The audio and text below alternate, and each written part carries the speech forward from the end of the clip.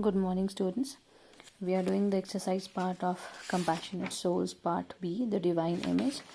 We have done these questions. I hope you have done them in your book with the pencil only. Then we are here with the values question. Okay, we have done our homework till here. Okay, so this values question, what is there? Mercy, pity, peace, and love have been perceived by the poet as divine qualities for any one of the qualities mentioned above. Write in brief an incident from your life where you displaced that qualities. So these qualities, they are perceived, they are considered by the poet as divine qualities. So what you have to do here, you have to narrate an incident, to write about an incident where you have showed one of these qualities, when you will be merciful to others, when you have paid pity on others, when you will be at peace, or when you have showed love to others, or that kind of thing has happened with you. So you have to do this question by own yourself, and according to the incident, real incident of your life. Okay, then come to this B.9 question. What is this? Refer to a dictionary to find the meaning of the following idiomatic expressions and write them in a space provided. So there are more idioms for you.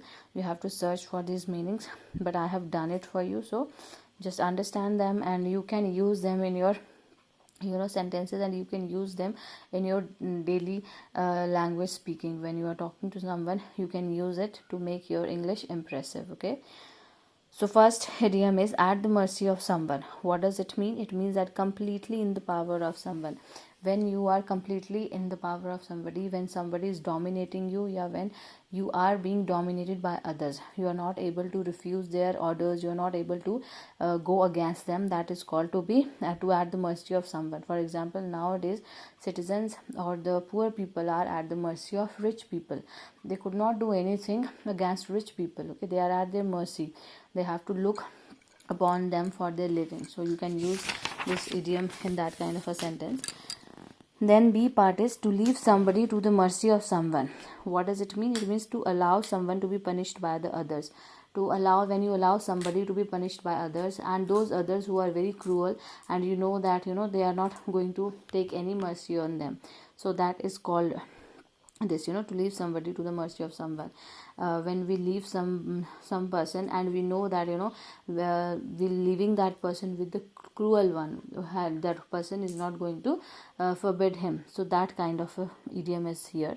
C is to hold your peace. What does it mean? It means remain silent about something.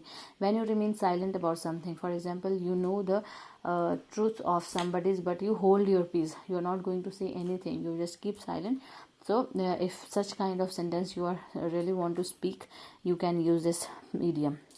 And then D, to make peace with someone. When you end any argument or differences with somebody, so you can use that.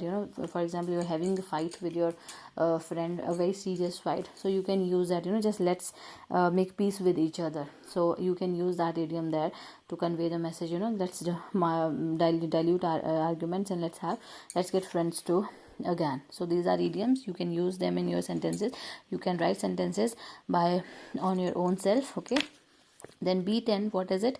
An eye for an eye makes whole world blind. Do you agree with this statement? Hold a debate in the class. So obviously we cannot have a debate in the class, but still we can talk about it, we can discuss it here only. An eye for an eye makes the whole world blind. What does it mean? It means that that a war, against war, or the revenge. So do you think that revenge will destroy that world? That if somebody has done wrong to you, you are paying wrong to them, you are paying back wrong to them, you are doing wrong to them. Okay, if somebody is, for example, tit for tat, you would say, or eye for an eye. For example, if someone has done something bad to you, you will also repay him doing something bad for him, you won't forgive him. So if there is no forgiveness, if there is only revenge, so what happened? World will destroy. So obviously it would happen if we are not going to hold our peace. Here I can say that if we do not learn to live with peace and harmony, if we will not follow those divine qualities which are mentioned in the poem, then definitely then we will not be able to feel mercy, pity and love for other people. We will revenge them if they have done something wrong. We will do something worse to them, and what will happen? That will destroy the world. By then or by now, we would not be able to have these qualities in us, and we all will become intolerant. Nobody is going to tolerate any kind of um, wrong done to them. And sometimes we have to feel peace, sometimes we have to take a step back, if somebody is doing wrong. So it's not important all the time that we should do wrong to them. Sometimes we have to hold back, we have to take steps back, so that let the time pass, and let that person realize that he has done something wrong. But we have become so intolerant that we could not tolerate something, a little bit of bad thing happening to us. So it is true that if we are not we are being like that, intolerant all the time, if we are always seeking revenge against each other, then definitely this world is going to end one day. So this further question, let's skip it.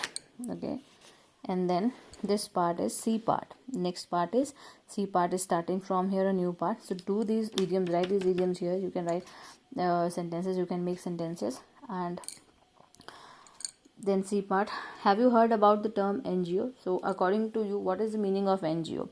New government office, non-government organization, or new governmental office? It means non-governmental organization. There are some organizations which are working for social cause, and they are not they are not provided any funds by a government, so that are called non-governmental organizations. They are not functioning under the government. They are private institutions, they are private organizations run by some people who are doing work for great cause. There are some discuss the groups of 4 objective of NGOs and the areas of wrong. So areas of work. So what does NGOs do? You have heard many new names of NGOs, many names of NGOs. Some of the names are given here. For example, Prayas, Cry, Help Age India, Cancer Society of India. Their logos are here. This is Prayas. This is for the to make children aware for their rights. What are their rights against they are doing child labor, that kind of thing. This Cry is an NGO, non-government NGO, which makes children aware about their rights. What are their rights? Okay. And then Help Age India, this is about the old age persons, senior citizens of our country. They provide help to them, they provide residence to them, they look after them. And then there is a Cancer Society of India. Cancer Society is an NGO which works for cancer patients. Okay, they look after the cancer patients. You have heard, or you have come across the news, or you have experienced something like that around your surroundings. You have heard some at news, some big celebrities, they have some kind of NGOs. They are running NGOs for for children and for old people. So that kind of NGOs, they are not run by governments. Okay, some people run them for their own by their own expense, and they work for the social cause. They work for the downtrodden people, they work for the sufferers, they work for the children, they work for the old age people. So these are called NGOs. So you can Google out these NGOs and you can find out that what kind of work do they do. So NGOs are basically they are organizations, they are run by the people who are working for social cause, and they provide shelter to those people. For example, if orphanage, there are orphanage here. So what do these orphanage do? These orphanage provide shelter to the orphan children, and they will provide them education. They will do anything for their goodwill. So that kind of NGOs are mentioned here. Okay, so in next chapter, next class, we will start this chapter here.